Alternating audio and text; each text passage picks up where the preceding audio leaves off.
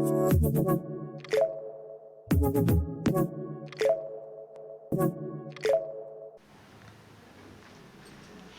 everyone, welcome to the fresh videocast episode of Cozy Conversations.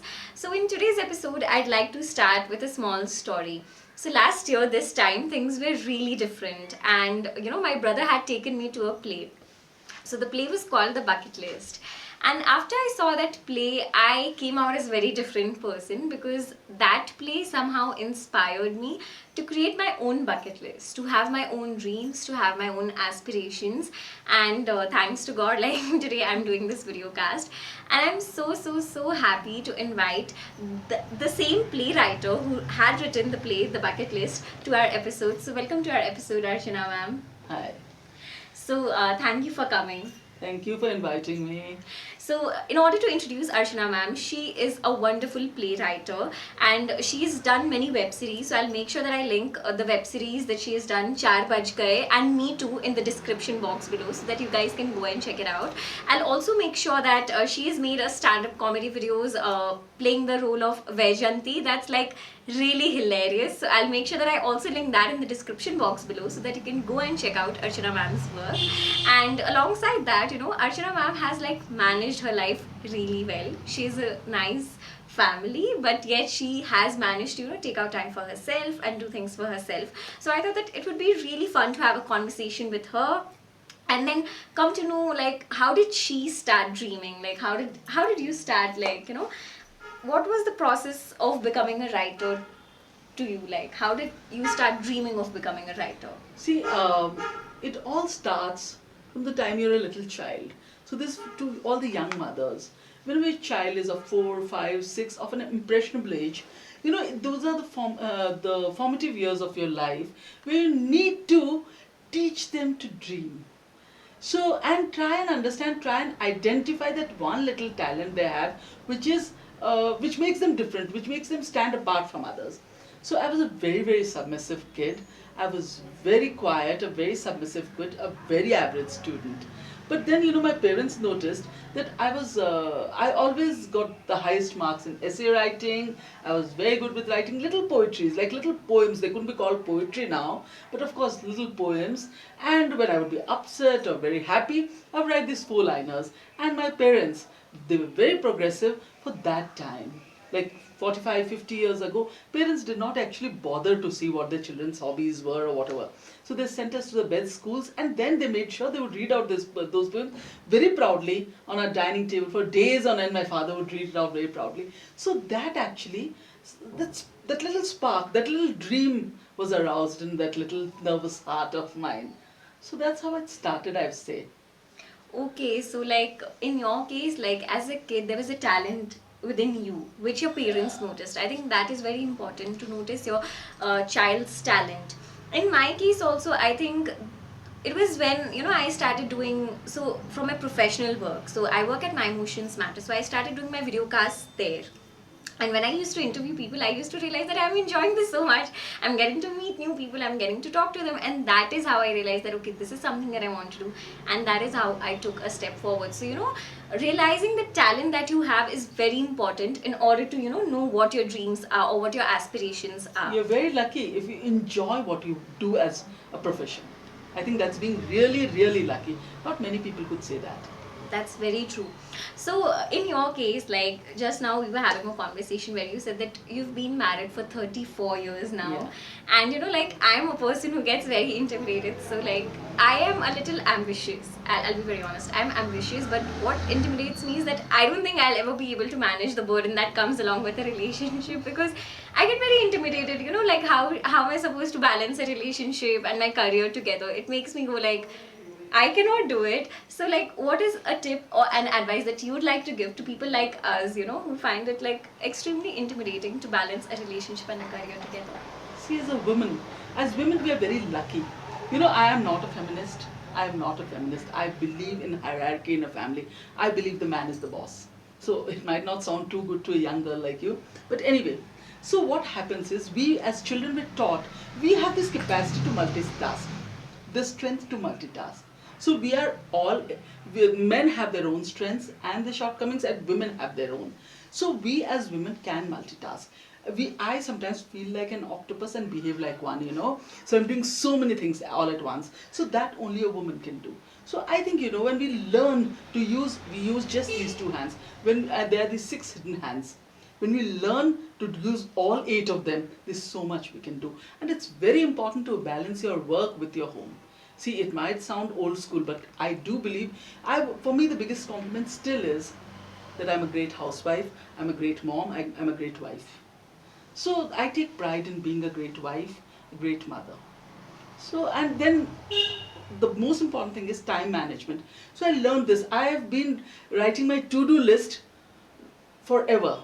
So every night I write what I need to do tomorrow. The 7 things I need to, 4 things, 5 things.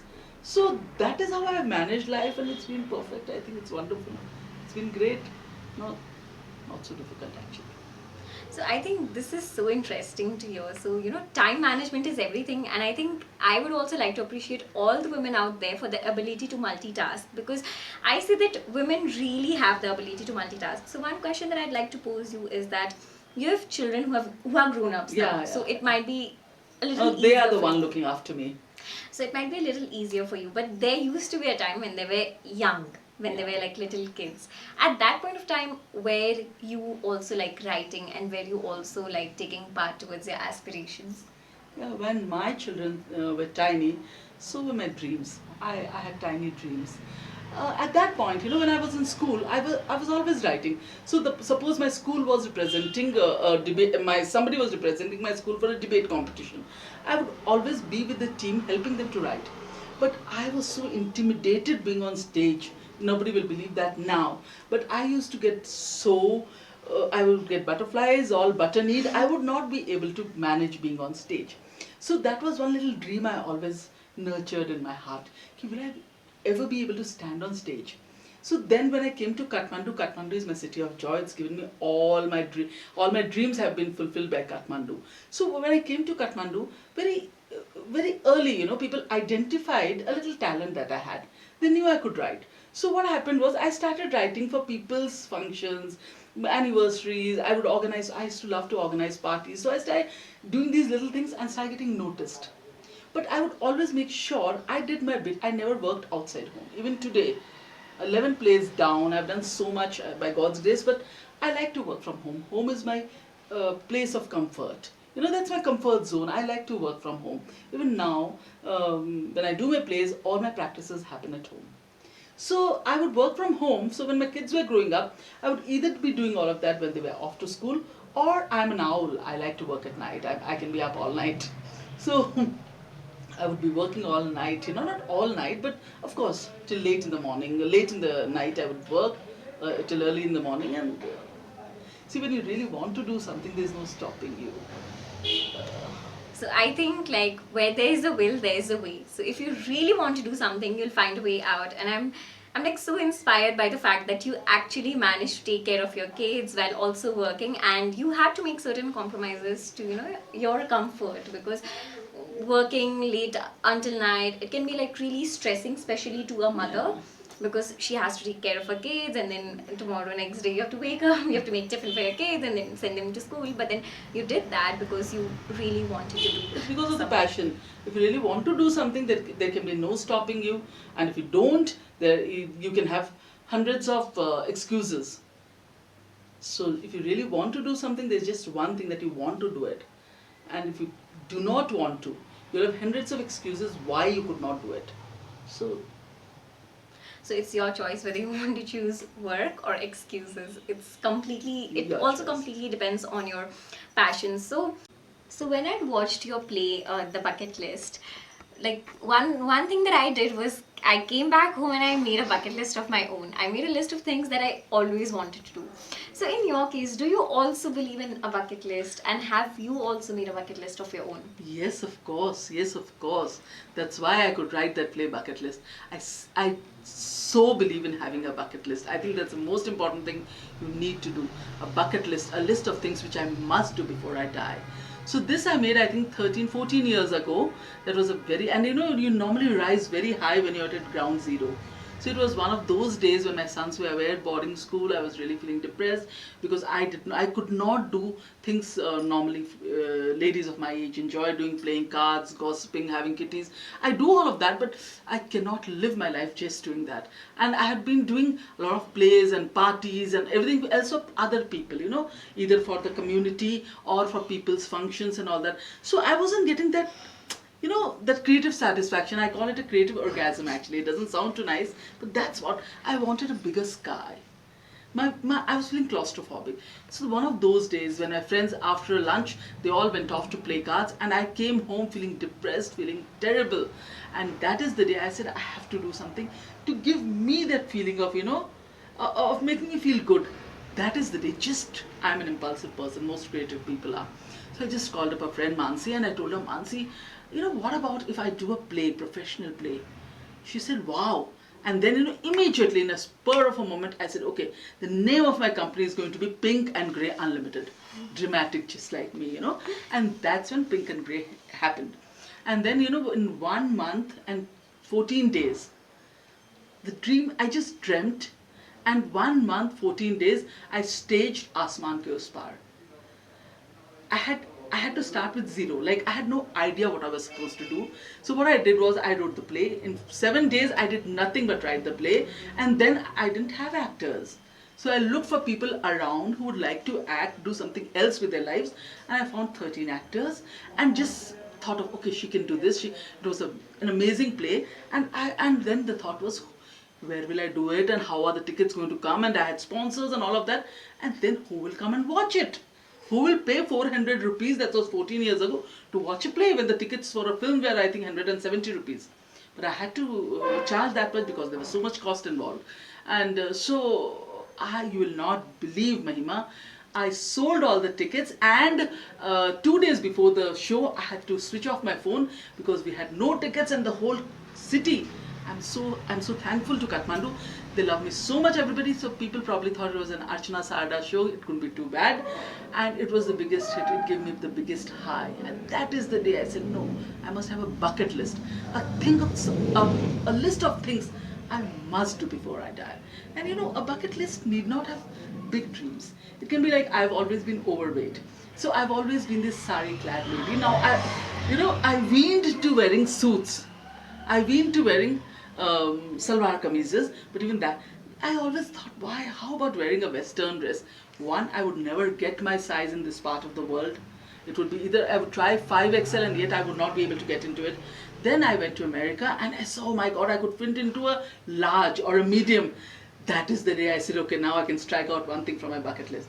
So, bucket list does not have to be a lot of big things, big dreams. I know of these women who say, I cook so well, how I wish I could have this YouTube channel or write a cookery book. Why not go ahead, do it. Do it.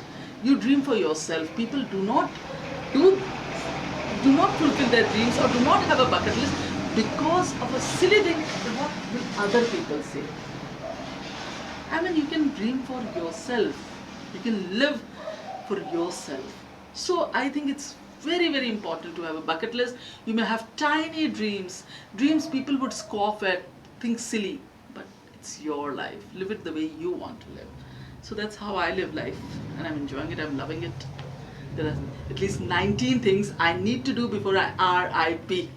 So I think that is so inspirational. Like, even, the day that I came from your play, I actually made a bucket list. Like, I made That's 12 things that I fantastic. want to do in the next year.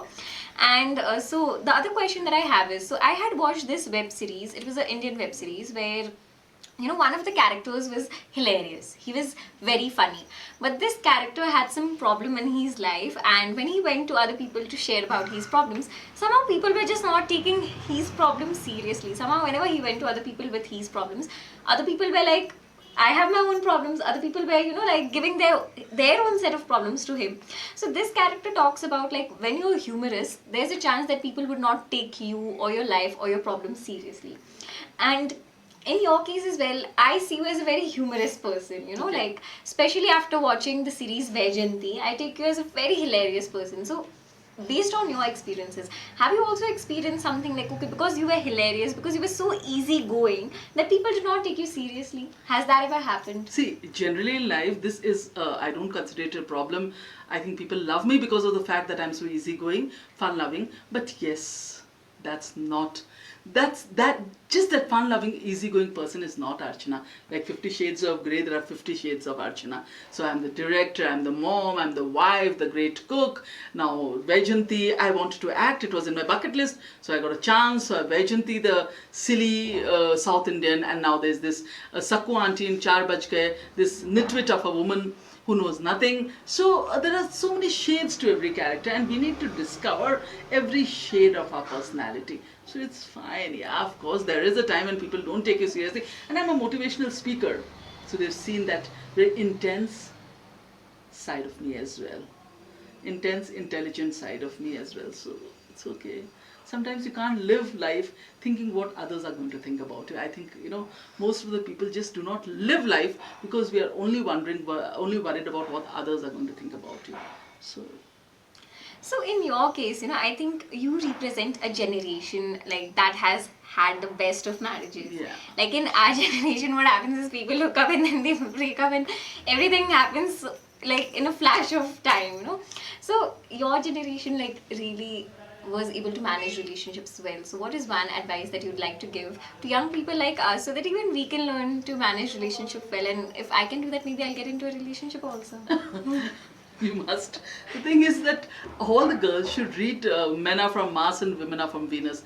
Actually, we are differently made. We have to understand, no matter how we talk of feminism, of equality, we have to understand a man has an ego which is bigger than a woman's ego. And now men have always been the providers, the protectors, and we've always been the procreators, and we are supposed to look after them.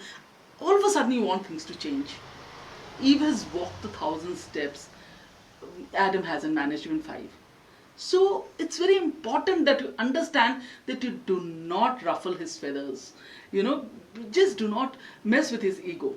So that's what we've done. No matter how strong, how I have an own identity, but I like to be called as Surendra's wife. I think that is, I don't mind. I think, the most important thing is to make him feel that you're the god. I've done this. I don't know how many of you will believe, or I might have this whole young generation hating me for it, but I believe in treating your man as the boss. Then just see what he does. When he feels that you look up to him, he's going to protect you. Otherwise, he's going to challenge you. So, we like it this way. I think one very important learning that I have from your answer is that it's very important to treat your partner as a very special person. Yes. Though, this is not an advice that comes from me because I've been single all my life. But yeah, I think that is what I take away from Archana ma'am's answer, is that you have to treat your partner special and you have to make them feel that they are loved. That is very important. Yes. And if you can do that, then your relationship will not be a problem, and then you can It's focus sad to see. wholeheartedly. It's really sad to see relationships getting messed up these days. Well, Yeah, like if you have your relationship working well, then it becomes easier for you to also focus on your aspirations. If your relationship is getting messed up, it's somehow... it's the biggest hurdle in life. I mean, it's the saddest thing to happen. So, thank you so much, Archana ma'am, for being a part of this cozy conversation. Thank you. Is there any final thoughts that you'd like to give to our audience before we wrap up the conversation? Live well, stay safe, and smile, and have a bucket list. You must have a bucket list. So guys, I think it's high time that you guys should also go and take down your, take the notes of the bucket list that you want to have. Make a list of things that you want to do in your life. And yeah, one thing that I'd like to do in my life is continue these interviews, continue talking to people. And hopefully I'll see you in the next episode as well. So in the next episode, I am going to call someone who's very young. And she's a person who has, suddenly decided to change her path. So we'll be talking about the obstacles and the challenges that she faced in the process of changing her path and being a dropout of her college. So for that conversation, stay tuned to my channel, and if you like this video, please click the thumbs up button and also please subscribe to my channel.